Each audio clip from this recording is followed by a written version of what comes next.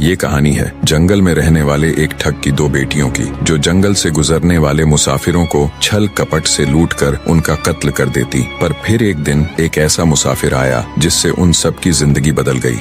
एक गुस्सैल राजा ने अपने पुत्र के किसी दोष के कारण उसे देश निकाला दे दिया। राजकुमार ने दुखी मन से अपने गुजारे के लिए 4 लाल और कुछ स्वर्ण भी अपने साथ ले लिए और भरे हृदय से अपने पिता का महल छोड़ दिया। चलते चलते वो जब शहर से कुछ दूर पहुंचा तो उसे एक साधु का आश्रम दिखाई दिया। राजकुमार उस साधु को दंडवत प्रणाम करके एक तरफ बैठ गया। जब साधु ने उसकी मायूस शक्ल और देह पर कीमती वस्त्र देखे तो साधु ने उससे पूछा, बच्चा तुम कौन हो और यहाँ कैसे आए? राजकुमार बोला, महाराज मैं राजा चंद्रगुप्त का पुत्र महेंद्रगुप्त हूँ। मुझे मेरे पिता ने देश निकाला दे दिया है, इसीलिए मैं परदेश जा रहा हूँ। रास्ते में आपका आश्रम दिखाई दिया तो मेरे मन में आया कि आपके भी दर्शन करता चलूं। साधु ने महेंद्रगुप्त की बात सुनकर कहा, वत्स तुम नेक इंसान हो और परदेश जा रहे हो, इसलिए मैं तुम्हें 4 बातें बताता हूँ। तुम उन बातों पर अमल करना। परदेश में ये बातें तुम्हारे अवश्य ही काम आएंगी। पहली यह कि परदेश में एक से भले 2 होते हैं। दूसरी यह कि परदेश में दूसरे के हाथ का बना खाना मत खाना। अगर खाना भी पड़े तो पहले किसी जानवर को खिला देना। तीसरी बात यह कि परदेश में ऐसी वीडियो के लिए हमारे चैनल को सब्सक्राइब करें और देखते रहें और press the bell icon. Thank you. किसी दूसरे की बिछाई हुई चारपाई पर मत सोना। अगर सोना भी हो तो पहले बिस्तर को अच्छी तरह झाड़ लेना। चौथी बात यह कि यदि कहीं शत्रुओं के फंदे में फंस जाओ तो जहां तक हो सके नरमी और ज्ञान की बातें सुनाकर अपना उद्देश्य प्राप्त करना। साधु ने कहा, मेरी ये 4 बातें हमेशा याद रखना। साधु की बातें सुन साधु को प्रणाम कर राजकुमार परदेश चल पड़ा। जब चलते चलते बहुत दिन बीत गए तो वह एक जंगल में पहुंचा। वहां उसने देखा कि एक चील एक कछुए के बच्चे को लेकर उड़ी जा रही है। संयोगवश बच्चा उस चील के पंजे से निकलकर गिर गया। महेंद्रगुप्त ने कछुए के तड़पते हुए बच्चे को देखा तो उसे बड़ी दया आई। उसने मन में सोचा कि इस बच्चे को पालना चाहिए। इस बच्चे को पालने से 2 बातें होंगी। पहली तो यह कि इस बच्चे के प्राण बच जाएंगे और दूसरी यह कि साधु द्वारा कही गई पहली बात भी पूरी हो जाएगी कि सफर में एक से भले 2 होते हैं और इससे बातें करते हुए दिन भी आसानी से बीतेंगे। यह सब सोचकर महेंद्रगुप्त ने बच्चे को अपने साथ ले लिया। अब सफर में उसके साथ वह कछुए का बच्चा भी हो लिया।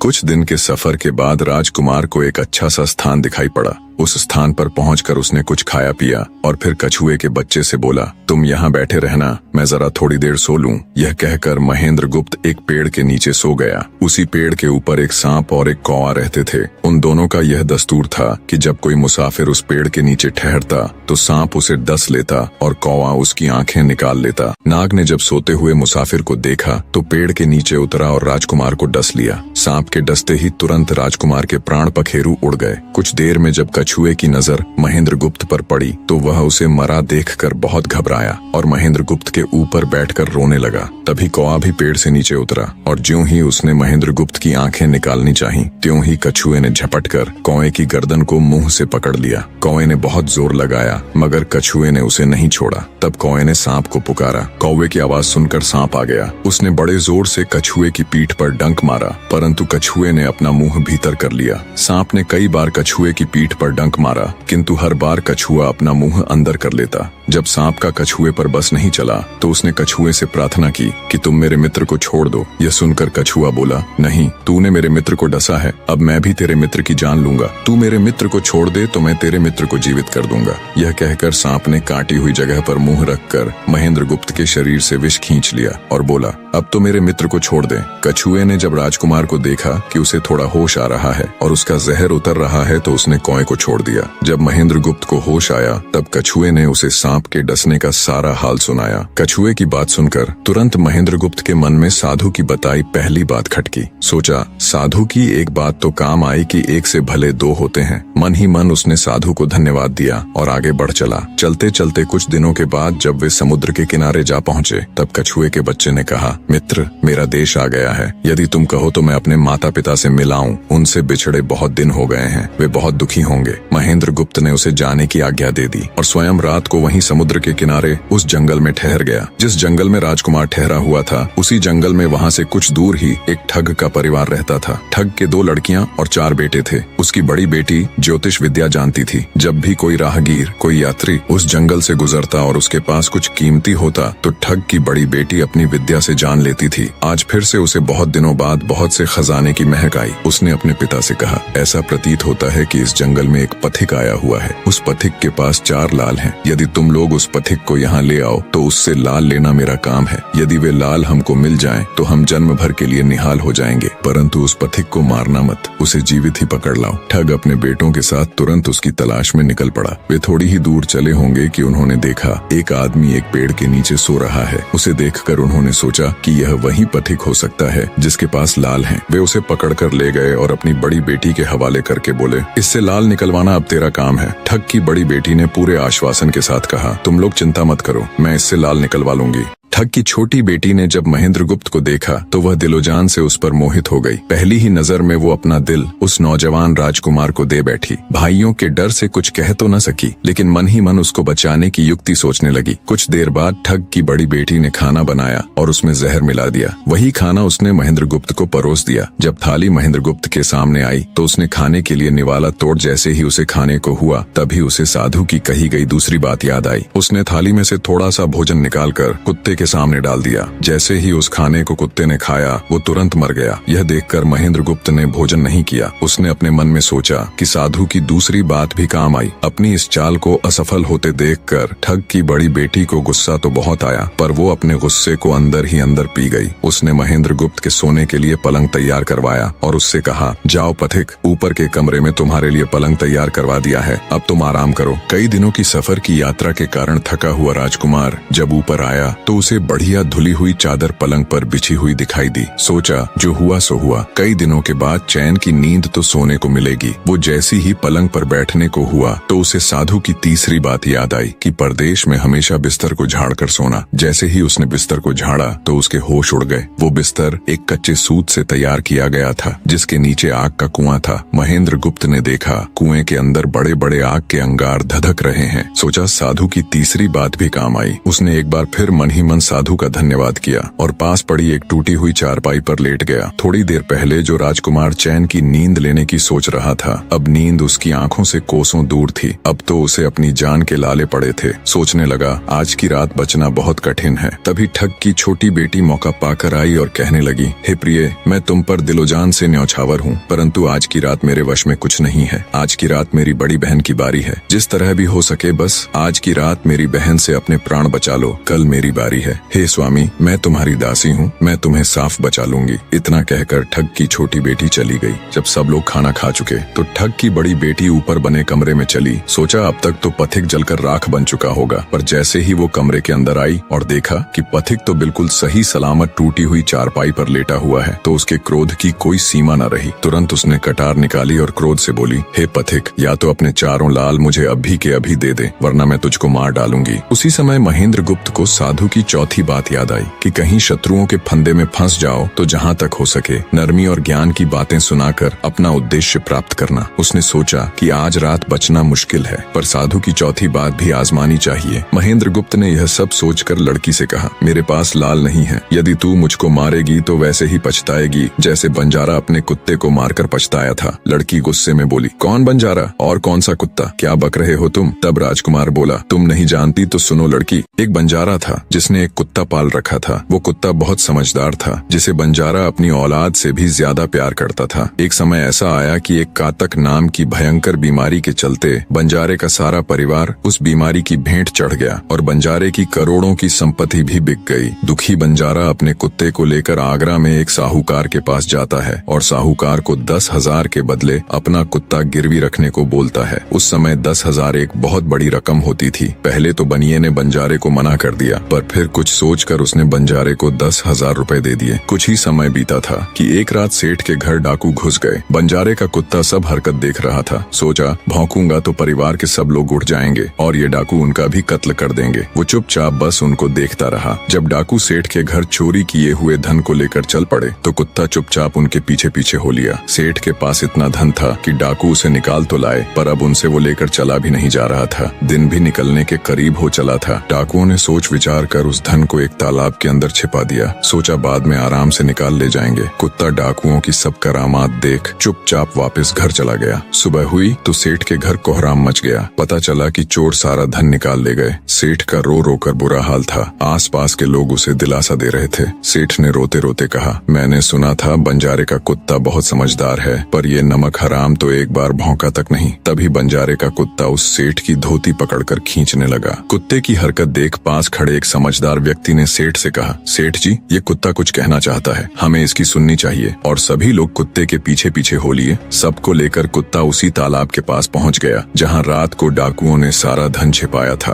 और तालाब में घुसकर अशर्फियों से भरी थैली अपने मुंह में दबाकर बाहर आया। तुरंत सेठ के नौकर उस तालाब में कूद गए और चोरी किया हुआ सारा धन बरामद कर लिया। सब देख सेठ आंखों में अश्रु लिए कुत्ते से कहता है, मुझे माफ कर देना, मैंने तुम्हें बहुत बुरा भला कहा। सेठ ने वही कागज मंगवाया और बंजारे के नाम चिट्ठी लिखी, भाई बंजारे, तेरे कुत्ते ने मेरे 10,000 पूरे कर दिए। मैं तेरे कुत्ते को तेरे पास भेज रहा हूँ। अगर तुझे और भी 10, 20, 50 हजार की जरूरत हो तो मेरे पास आकर ले जाना। इतने समझदार कुत्ते को मेरे पास छोड़ने के लिए तहे दिल से तुम्हारा धन्यवाद। बनिया चिट्ठी कुत्ते के गले में टांग उसे नम आंखों से विदाई देता है। कुत्ता घूमता घूमता जब 4-5 दिन बाद बंजारे के पास पहुंचता है तो कुत्ते को आता देख बंजारे के तन बदन में आग लग जाती है। कहता है, मैं तुझे बनिए के पास गिरवी रख कर आया था और तू वहाँ से भाग आया। तूने मेरी बेइज्जती करवा दी। गुस्से में अंधा हुआ बंजारा तुरंत पिस्तौल निकाल कुत्ते को गोली मार देता है और सिर पकड़कर वहीं बैठ जाता है। कुछ देर बाद जब उसकी नजर कुत्ते के गले में टंगी हुई पर्ची पर पड़ी तब बंजारा वो पर्ची निकाल उसे पढ़ता है। पर्ची पढ़ते ही बंजारा फट पड़ता है। वो दहाड़े मार मार खून के आंसू रोता है। पर अब भला क्या हो सकता था। बंजारे की कहानी सुना महेंद्र गुप्त ठग की बेटी से कहता है, एक और कहानी सुनो लड़की।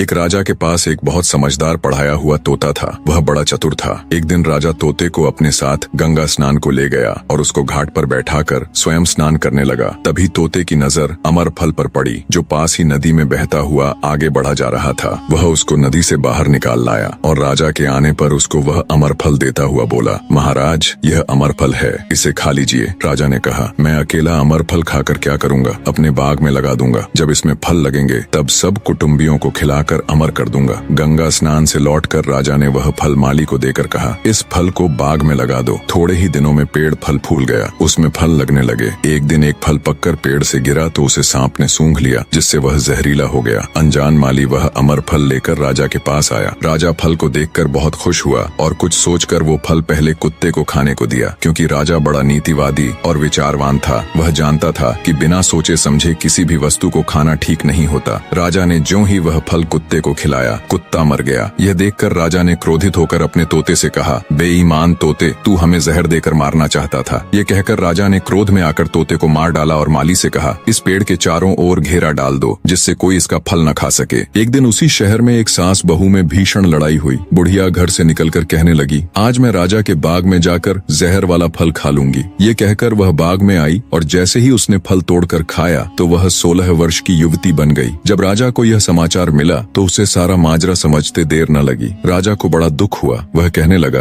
वास्तव में यह अमर फल ही है। मैंने व्यर्थ ही इतने समझदार तोते को मार डाला। इतनी दास्तान कहते कहते सवेरा हो गया। तब ठग की बेटी ने महेंद्र गुप्त से कहा, आज तो तूने मुझे बातों में लगाकर अपनी जान बचा ली, परंतु आज रात मेरी छोटी बहन की बारी है। वो तुझे हरगिज जीवित न छोड़ेगी। जब ठग की छोटी बेटी को पता चला कि महेंद्र गुप्त जिंदा और बिल्कुल सही सलामत है तो उसकी खुशी का ठिकाना न रहा। अपनी बहन को दिखाने के लिए ऊपरी मन से बोली, तुम निश्चित रहो बहन, मैं आज इससे लाल लिए बगैर छोड़ने वाली नहीं हूँ। दिन बीता और रात हुई। तब ठग की छोटी बेटी महेंद्र गुप्त के पास गई और बोली, भगवान का शुक्र है जो तुमने चालाकी से अपनी जान बचा ली। महेंद्र गुप्त बोला, तुम सब ऐसा क्यों करते हो? तब ठग की छोटी बेटी बोली, हमारी तो यही रीति है कि मेरे भाई और बाप मुसाफिरों को पकड़कर लाते हैं और हम बहनें अपनी चालाकी से उनसे माल हथिया कर उन्हें मार डालती हैं। फिर वह बोली, पर तुम चिंता मत करो, अब मेरी बारी है और मैं तो दिलो जान से तुम्हारी दासी हूँ। तुम्हें जैसा समझ पड़े वैसा ही करो। यह सुनकर महेंद्र गुप्त बोला, प्रिय, तुम भी मुझे देखते ही पसंद आ गई थी। दिल करता है कि हर पल तुम्हारे पास ही रहूं। तुम अपनी बड़ी बहन की तरह नहीं हो। तुम एक नेक दिल औरत हो। तुमसे मेरा कुछ भी छिपा हुआ नहीं है। उसकी बात सुनकर ठग की बेटी ने कहा, तुम कहते हो कि मुझसे कुछ भी छिपा नहीं है, तो फिर वे लाल कहाँ हैं? महेंद्र गुप्त ने कहा, वो चारों लाल मेरी जांघ में हैं। अगर तुम निकालना चाहो तो निकाल लो।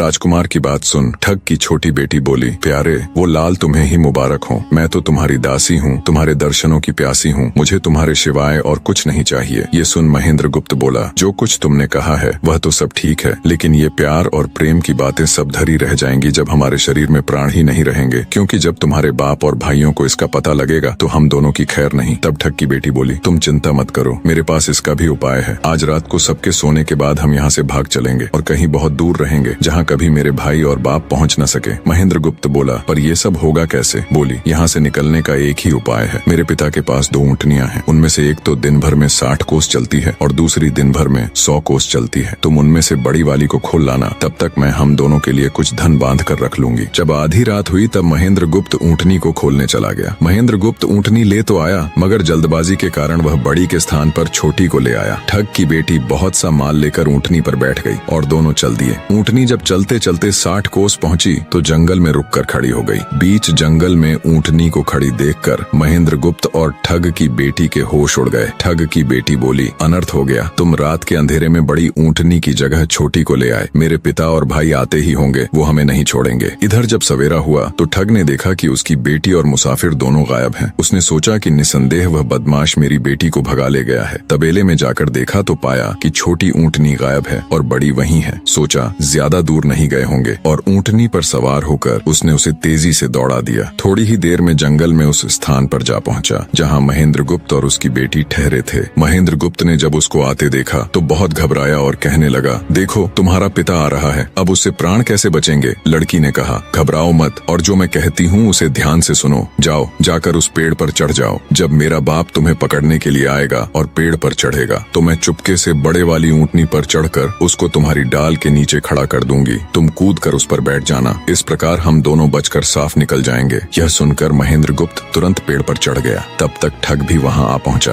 पिता को देख उसकी बेटी ने फंड करते हुए कहा, पिताजी ये दुष्ट मुझे धोखे से यहाँ भगा लाया, आप इसे छोड़ना नहीं। ये सुन गुस्से से तिल मिलाया ठग महेंद्र गुप्त को पेड़ पर चढ़ा देखकर ऊँटनी से उतरा और उसे पकड़ने के लिए पेड़ पर चढ़ने लगा। बाप के ऊँटनी से उतरते ही मौका देख ठग की बेटी ऊँटनी पर चढ़कर उसे महेंद्र गुप्त की डाल के नीचे पेड़ के पास ले आई। महेंद्र गुप्त तुरंत कूदकर उस पर बैठ गया। महेंद्र गुप्त के बैठते ही ठग की बेटी ने ऊँटनी को दौड़ा दिया। ठग हाथ देखता रह गया। ठग की बेटी और महेंद्र गुप्त कई दिनों का रास्ता तय कर एक शहर में पहुंचे और दोनों वहीं बस गए। वहां महेंद्र गुप्त ठग की बेटी के साथ आराम से दिन गुजारता रहा और जब उसके देश निकाले की अवधि पूरी हो गई तब वह उसको लेकर अपने राज्य चला गया और उसके साथ शादी कर हंसता खेलता जीवन व्यतीत किया।